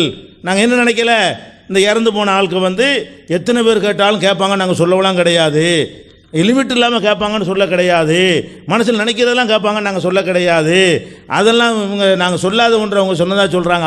அபாண்டனாக தான் அர்த்தம். நீங்கள் செய்யாத ஒன்றை நாங்கள் சொன்னா தானே அபாண்டமாகவும், நீங்கள் எப்போ அபாண்டம்னு சொல்லிட்டீங்களோ அது தவறுங்கிறத டிக்ளேர் பண்ணிருங்க. அப்போ என்ன செஞ்சிருன்னு யாரும் கேட்டுறாதீங்க, அல்லாஹ் கேட்குற மாதிரி வந்துடும், அல்லாஹ் கேட்குற மாதிரி யாரும் கேட்க இயலாது. அதனால் அந்த இறந்து போன ஆள்கிட்ட போய் கேட்டீங்கன்னு சொன்னால் ஒரு முறை வச்சு டைம் போட்டுக்கிட்டு ஒவ்வொருத்தராக கியூவில் நின்று என்ன கிட்டத்தில் போய் கேளுங்க, அதான் அவர் கேட்கும் அப்படின்றாவது நீங்கள் என்ன செய்யணும், சொன்னா தான் அபாண்டம் இல்லைண்டாவும். எது அபாண்டங்கிறீங்க, நீங்கள் கூப்பிடவே இல்லையா, அவர்களை அழைக்கவே இல்லையா, பல்லாயிரக்கணக்கான பேர் அழைக்கலையா, பல மொழி பேசுகிறவங்க அழைக்கலையா, ராத்திரியில் அழைக்கலையா, பகலில் அழைக்கலையா, மனசில் அழைக்கலையா, வெளிப்படை எது அபாண்டம், அபாண்டமாக சொல்கிறார்கள்னு சொல்கிறீங்க. நீங்கள் இதுதான் அபாண்டம். நீங்கள் செய்வது ஆதாரத்தோடு நான் காட்டியிருக்கிறோம், நீங்கள் அதை சொல்லியிருக்கிறீங்க, கேட்கலாம்னு சொல்லியிருக்கிறீங்க, அதுக்கப்புறம் என்ன அபாண்டம், அபாண்டம்லாம் கிடையாது, நீங்கள் ஷிர்க்கு தான் வைக்கிறீங்க.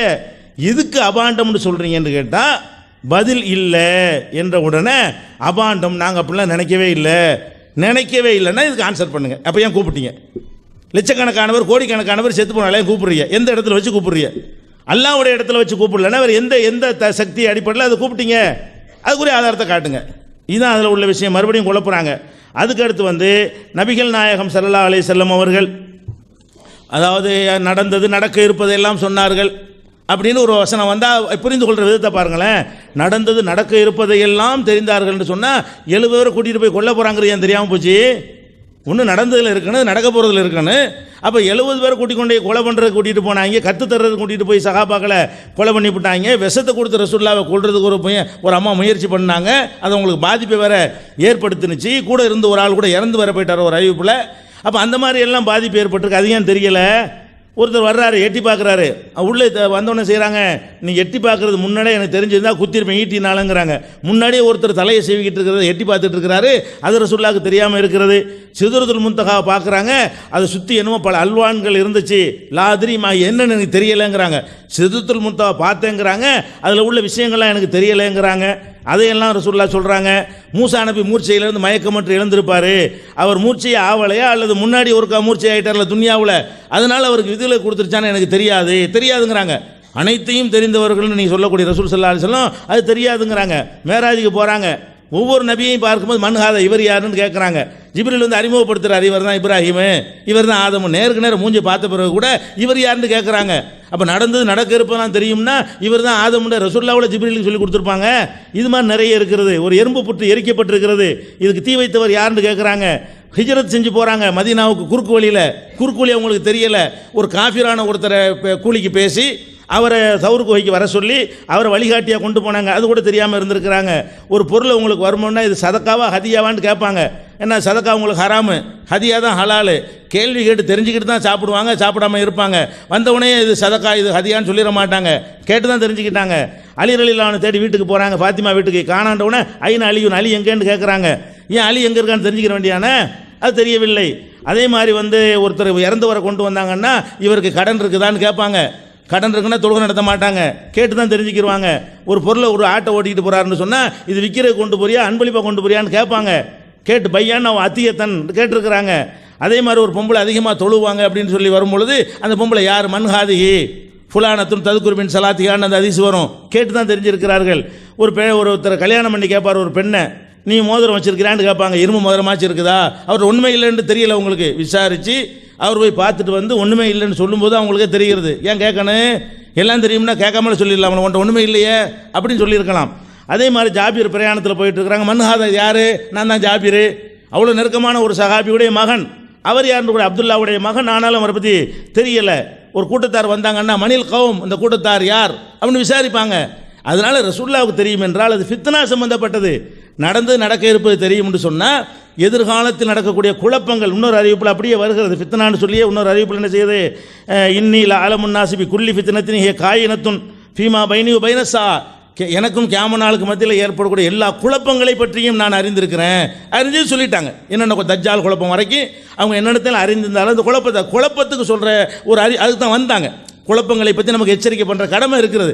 இதுதான் விஷயம். டாபிக் அது இல்லை, அதுக்கு சொல்லலைன்னு சொல்லிட்டாங்க. நாம் கேட்பது, நீங்கள் இறந்தவரை கூப்பிடும்போது அவர் கேட்கிறார் என்று நினைக்கிறீர்கள். யார் கேட்குற மாதிரி கேட்குறார்? மனிதன் மகுளு கேட்குற மாதிரி அவர் கேட்குறாரா, ஹாலிக்கு கேட்குற மாதிரி கேட்குறாரா? இதுதான் எங்களுக்கு வேணும். மகுளு கேட்குற மாதிரி கேட்பதாக இருந்தால் அந்த எல்லையை எங்களுக்கு சொல்லுங்கள்.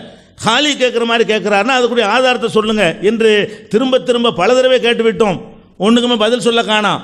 திருப்பி என்ன செய்கிறாங்க? நம்மளை நோக்கி ஷிர்க்குன்னு சொல்கிறதுக்கான இந்த உணர்வு விளம்பரம்.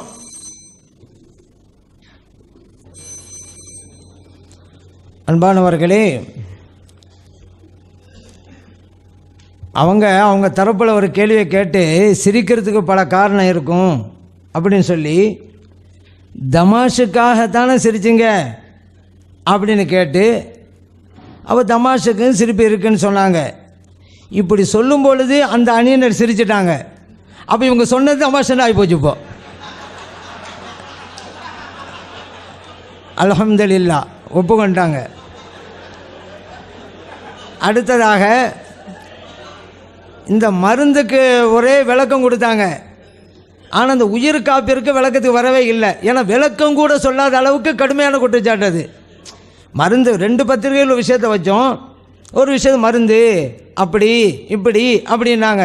இந்த உயிர் காப்பிற்கு எந்த ஒரு விளக்கமும் தரலைங்க. சரி, அப்படியே பார்த்தா இப்போ ஒரு ஆள் சொல்கிறாரு, குழந்தை பாக்கியம் வேணுமா, நான் துவா செய்கிறேன், எல்லாம் அது என்கிட்ட ஆலோசனை பண்ணுங்கள், நான் துவா செய்கிறேன் அப்படிங்கிறாரு. அப்போ துவா கேட்பது அல்லாவுக்காக இருக்குது, மருந்து கொடுக்கறது அல்லாவுக்கு இல்லை, அதுதானே இவர் செஞ்சார் அப்படின்னு சொன்னால், துவா கேட்குறது அல்லாவுக்கு இல்லை. ஒரு ஆள் சொல்கிறாரு குழந்தை பார்க்க வேண்டுமானால் என்னிடம் வாருங்கள், நான் துவா செய்கிறேன் அப்படிங்கிறாரு. இப்படியெல்லாம் ஒவ்வொரு ஆளுகளும் அப்படியெல்லாம் பண்ணிகிட்டு இருக்கலாமா? நீங்கள் செஞ்சது தப்பாக ரைட்டு போட்டுட்டோங்கிறத நியாயப்படுத்த வேணாம். தப்புன்னா தப்புன்னு சொல்லிடுங்க. ஒரு குழந்தை பாக்கியம் அல்லாட்ட கேட்கணுங்கிறத அவங்க ஒரு விளம்பரமாக ஒரு ஆள் சொல்கிறாரு, நான் மருந்து தர்றேன் பாக்கியமே இல்லாவிட்டாலுங்கிறாரு. அப்படிங்கிறார். சிகிச்சை செஞ்சு கூட பலன் இல்லாவிட்டாலும் பரவாயில்லைங்கிறாரு. அப்போ எந்த நிலையில் இவர் சொல்கிறாரு, வாங்க நான் மருந்து தரேன் அப்படின்னு சொல்லலை. நீங்கள் பல சிகிச்சை விட்டுருப்பீங்க, அது பண்ணியிருப்பீங்க, இப்போ நீங்கள் ஒன்றும் நடந்திருக்காது வாங்கங்கிறாரு. இப்போ நம்ம என்ன சொல்கிறோம், இறைவனிடம் வைக்கிற அந்த கோரிக்கைக்காக ஒரு உயிராக இருப்ப நம்மளிடம் போய் வைத்தாலும் சரியா இல்லை சரி என்று நீங்கள் விளக்கம் கொடுத்தா, உயிர் உள்ளவர் உயிர் இல்லாதவர் மரணித்தவர் இந்த வித்தியாசத்தையும் காட்டுறீங்க. இறைவனுக்கு மட்டும் இருக்கிற பண்பு என்றால் அதை பிறருக்கு கொடுக்கக்கூடாதானே? அது உயிராக இருந்த மனிதராக இருந்தால் தான் என்ன, இறந்து போனவராக இருந்தால் தான் என்ன? இல்லை உயிராக இருக்கிற மனிதரிடம் இந்த கோரிக்கை வைக்கலாம் என்றால், உயிராக இருக்கிற மனிதர் கடவுளா இல்லை இல்லை அந்த கேள்வியில் நாங்கள் வச்சுருக்கிறோம். சரி, உயிர் காக்குதல் அப்படிங்கிறது மனிதர்கள் பார்த்து வைக்கலாமா? ஒரு பேச்சுக்கு அப்படி சொன்னோன்னு சொன்னீங்களா? யாராவது ஒரு ஆள் அல்லாவிட்ட கேட்க விட ஒரு ஆள்கிட்ட இன்னொரு ஆள்கிட்ட கேட்டுட்டு ஒரு பேச்சு கேட்டேன் அப்படின்ட்டாக்கா சரியாது. நீங்கள் என்ன ஒரு வலியுள்ளாட்ட கேட்டால் சிறுக்கு என்று சொல்கிறீங்க, அது உயிராக இருக்கிற மனிதனம் கேட்டால் சரிங்கிறீங்க. அப்போ உயிராக இருக்கிற மனிதர்களை எல்லாம் நீங்கள் கடவுள்களாக ஆக்குகிறீர்கள், உயிராக இருக்கிற மனிதர்களை என்னுடைய இடத்திலே வைக்கிறீர்கள். இது சிறுக்கு என்பது தான் எங்களுடைய குற்றச்சாட்டு. அடுத்ததாக நீ இன்னும் அது விளக்கம் கொடுக்கும் பொழுது லிமிட் இருக்குது. இதில் லிமிட் இருந்தால் பிரச்சனை இல்லை, அல்லாவுடைய லிமிட்டு கொண்டு போனாதான் தப்பு அப்படிங்கிறீங்க. அப்போ இது வாதமே எல்லாமே முடிஞ்சு போச்சுங்க. அப்போ முடிஞ்சு போச்சு. ஏன் நாங்கள் தான் சொல்லிட்டோமே அல்லாவுடைய இடத்துல வைக்கலன்ட்டோம். இன்னும் சொல்ல போனால் லிமிட்டுங்கிறது இறைவனுக்கே இல்லையே. அல்லாவுடைய லிமிட்டில் எப்படி கொண்டு போய் மனிதர்கள் வைக்க முடியும்? அது உயிராக இருந்தால் தான் என்ன, இறந்து போனால் தான் என்ன? அல்லாவுக்கு ஒரு லிமிட் இருந்தால் தானங்க அல்லாவுடைய லிமிட்டுக்கு இவரை கொண்டு போய் வைக்கிறாங்கன்னு சொல்ல முடியும். அல்லாவுக்கு ஒரு எல்லை இருக்குது, அந்த எல்லையில் வழிமார்களை கொண்டு போய் வைக்கிறார்கள் வரும். இறைவனுக்கு எல்லை இல்லைன்னு ஆகி போச்சு, மனிதர்களுக்கு எல்லை உண்டு. மிகப்பெரிய வித்தியாசம். நீங்கள் என்னதான் இருக்குது என்றாலும் எல்லை இருக்கிறது என்றாலும் இறைவனுடைய இடத்தை அடைய முடியாது. ஏன்னா இறைவனுக்கு தான் எல்லையே இல்லையே. எல்லை இருந்தால் அல்லவா அந்த இடத்துக்கு இவர்கள் கொண்டு போய் வைக்கிறீர்கள் என்று வரும். அதனால் அடிப்படை விஷயத்தை புரிந்து கொள்ளணும். எல்லையே இல்லாத ஒரு அல்லாஹ்விற்கு எல்லைக்கு உட்பட்ட ஒருவர் எந்த வகையிலும் ஒப்பீடாக இருக்க முடியாது அப்படிங்கிறத நாம் நினைவிலே கொள்ள வேண்டும். அடுத்ததாக நபிகள் நாயகம் ஸல்லல்லாஹு அலைஹி வஸல்லம் அவர்களுக்கு உண்டான அந்த பண்புகள், அல்லாஹ் தஆலா கொடுத்த சிறப்புகள், அதெல்லாம் நம்ம சொன்னோம். அப்போ எவ்வளவோ தெரியாமல் இருக்குது அப்படின்னு அவங்கள சொன்னாங்க. பொதுவாக தெரியாமல் இருக்கிறதுல பல வகை இருக்குங்க. ஒரு விஷயம் தெரிஞ்சிருந்தால் கூட உலக நடைமுறையில் பேச்சில் தெரியாத மாதிரியெல்லாம் இருக்கும். அதை வச்சு தெரியாதுன்னு சொல்ல முடியாது. ஒரு ஆளை சந்திப்போம், அவரை பார்ப்போம், என்ன செய்றீங்கன்னு கேட்போம். அவர் என்ன செஞ்சிருக்கான்னு தெரியும். ஆனால் உலக நடைமுறையில் பேச்சுக்கு என்ன செய்றீங்க, அவர் அந்த நேரம் எழுதிட்டு இருப்பாரு. அவர் சொல்லுவோம் எழுதிட்டு இருக்கீங்களா அப்படின்னு. அதுக்காக நம்ம கண்ணு தெரியலன்னு அர்த்தமா? அவர் எழுதிட்டு இருக்கிறது தெரிய போய் தானே எழுதிட்டீங்களாங்கிறோம். ஒரு ஆள் சாப்பிட்டு இருப்பாரு, அவர் பார்த்து என்ன சாப்பிட்றீங்களா அப்படிமோ, தெரிஞ்சுதான் கேட்குறோம். இதெல்லாம் உலக நடைமுறைகள். அதே போல நீங்க அல்லாஹு தஆலா கூட கேள்விகள் கேட்பானே, ஹதீஸில் வந்திருக்குதுல, அதுக்காண்டி இறைவனுக்கு ஞானம் இல்லை என்பதால் தான் கேட்குறான்னு சொல்லுவீங்களா நீங்க? நாங்கள் அப்படி சொல்ல மாட்டோம். இறைவன் விசாரணைக்காக செய்கிறான்னு தான் சொல்லுவோம்.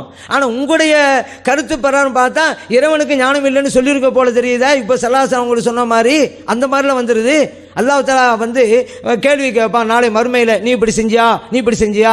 யாராவது ஒரு நாத்தியவாதி வந்தான், இதுலேருந்து என்ன புரியுது தெரியுமில்ல? இறைவனுக்கு தெரியாதுங்க நம்ம செய்கிறதெல்லாம். அதனால தாங்க அல்லாஹ் இவங்களெல்லாம் கேட்குறான், அது செஞ்சியா அது செஞ்சாலும் ஒரு நாத்தியவாதி கேட்குறாரு, சரியாயிருமா அது? அதே போல் மலக்குமார்கள்லாம் ஒவ்வொரு தடவையும் காலையிலும் மாலையிலும் இறங்குறாங்க. இந்த அடியார்கள் என்ன செய்கிறாங்கிறது அல்லாஹ்ட்ட போய் முறையிடுறாங்க, இப்படி இப்படின்ட்டு. அப்போ அல்லாவே கேள்வி கேட்குறான், அவங்கெல்லாம் எப்படி இருக்கிறாங்க, எந்த நிலையில் விட்டுட்டு வந்தீங்க அப்படின்னு அல்லாஹ் தஆலா கேட்குறான். கைஃப தரக்தும் இபாதி, என்னோட அடியார்களை எந்த நிலையில் விட்டுட்டு வந்தீங்க? அப்போ இவங்க சொல்லுவாங்க தஸ்பீஹ் பண்ணிக்கிட்டு இருந்தாங்க, அது பண்ணிக்கிட்டு இருந்தாங்க, திக்ர் பண்ணியிருந்தாங்கன்னு சொல்லுவாங்க.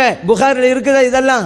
அப்போ அதனால் ஒரு நாத்திகவாதி பார்த்தீங்களா, இறைவனுங்கிறீங்களே, அந்த இறைவனுக்கு என்னங்க, இந்த உலகத்தில் ஒரு அடியார் செய்வதை கூட இறைவனுக்கு தெரியலைங்க. ஆள் அனுப்பிவிட்டு தானங்க பார்த்துக்கிறான், தெரிஞ்சுக்கிறான், அவன் கேட்குறாங்கிறாரு. உடனே நாத்திகவாதி சொல்கிற சரிம்பியலை இந்த அதீஸ் தான் ஆதாரமாக அவர் எடுப்பார். சரியா? இறைவன் ஒரு முறைக்காக ஒரு கேள்வியை கேட்பான். இது எல்லாத்திலும் உண்டு. நாம் செய்கின்ற எல்லாமே தெரியுங்கிறத நம்ம ஏற்கனவே சொல்லியிருக்கிறோமே. நபி நாம் ஸல்லல்லாஹு அலைஹி சொல்லிட்டாங்களே, என் உம்மத்தில் இருக்கக்கூடிய என் உம்மத்தில் செய்யக்கூடிய எல்லாம் எனக்கு காண்பிக்கப்பட்டு விட்டது. ஹசனுஹா வசையுஹா, அது நல்லதாக இருக்கட்டும் கெட்டதாக இருக்கட்டும். அதுக்கு ஒரு உதாரணம் தர்றாங்க. நல்லதுக்கு உதாரணம் தெரியுமில்ல, ஒரு நாள் நடந்துக்கிட்டு போகிறாரு.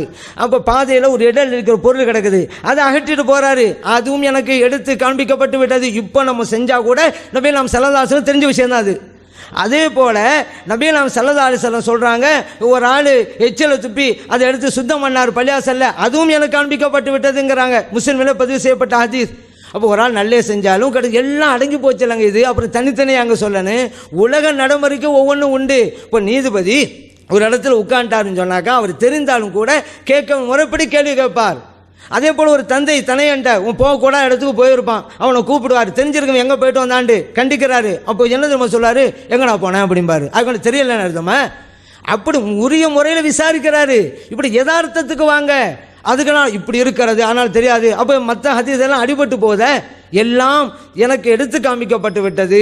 என் உம்மத்தினுடைய எல்லாம் செயல்பாடுகள் எல்லாமே எனக்கு அல்லாஹ் தஆலா காமிச்சிட்டான் அப்படிங்கிறாங்க. இங்கே கூட தெரிந்தாலும் கூட, அதை நான் உங்களுக்கு சொல்ல வர்றேன், எல்லாம் தெரிந்தது என்றாலும் கூட இறைவன் தான், நபி தான். ஏன் இந்த ஞானத்தை கொடுத்தது யாரு? இறைவன். ஸல்லல்லாஹு அலைஹி வஸல்லம் எவ்வளவுதான் தெரிஞ்சாலும் அது எல்லைக்கு உட்பட்டதா எல்லைக்கு அப்பாற்பட்டதா? எல்லைக்கு உட்பட்டது. இறைவனுடைய எல்லைக்கு கொண்டு போகணும் சொல்லவே முடியாது. ஏன்? இறைவன் எல்லைக்கு அப்பாற்பட்டவன். இறைவனுக்கு எல்லையே இல்லை. எல்லைன்னு ஒன்று வகுத்தா தானே அந்த இடத்துல கொண்டு போய் வைக்கிறோம்னு வரும். நம்ம இறைவன் எல்லையே இல்லைங்கிறோமே. எவ்வளோ பெரிய வித்தியாசம் நம்ம காமிக்கிறோம். அதே போல் நபிகள் நாயகம் ஸல்லல்லாஹு அலைஹி வஸல்லம் பின்னால் நடக்குங்கிறத எவ்வளவோ சொல்லி காட்டினாங்க. அதே போல் ஒரு கட்டத்தில் மலையில் இருக்கிறாங்க, அது ஆடுது. அப்போ சொன்னாங்க, ஏன் ஆடுற? உன்னிட்ட ஒரு நபி இருக்கிறாங்க, ஒரு சித்திக் இருக்கிறாங்க, 2 ஷஹீதுகள் இருக்கிறாங்க அப்படின்னாங்க. இது புகாரில் பற்றி செய்யப்பட்டிருக்கு. நபின்னு சொன்னது தன்னை பற்றி, சித்திக்னு சொன்னது அபூபக்கர் சித்திக் ரலியல்லாஹு அன்ஹு. 2 ஷஹீதுகள் அப்படிங்கிறாங்க, உஸ்மான் ரலியல்லாஹு அன்ஹு, உமர் ரலியல்லாஹு அன்ஹு. புகாரில் இருக்குது. நபி நாம் ஸல்லல்லாஹு அலைஹி சொன்ன மாதிரி தான் 2 பேரும் ஷஹீதாக்கப்பட்டாங்க. இது முன்னால் தான் அறிவிச்சுட்டு போகிறாங்க.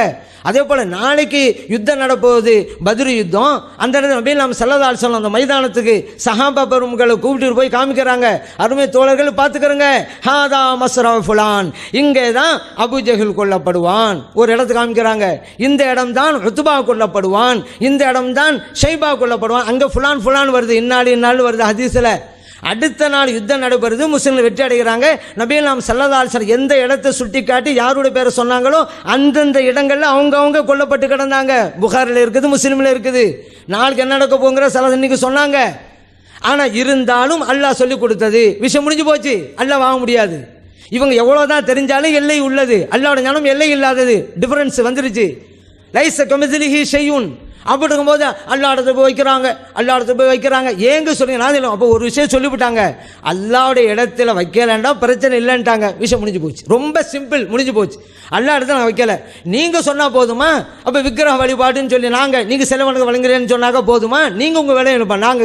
நாங்கள் வந்து கற்சிலை வழங்கலை, நாங்கள் கற்பனையில் இருக்கிற விக்கிரகத்தை தான் நான் வழங்குறோம். அப்போ நீங்கள் விளக்கம் கொடுக்கணும். இல்லைன்னா நான் பாட்டுக்கு சொல்லுவேன், நீங்கள் சிலை வணங்கன்னு சொல்லிக்கிட்டு போயிட்டே இருப்பேன். உங்கள் நிலையை நீங்கள் சொன்னால் அது தப்பா ரைட்டாக நான் சொல்லணும்.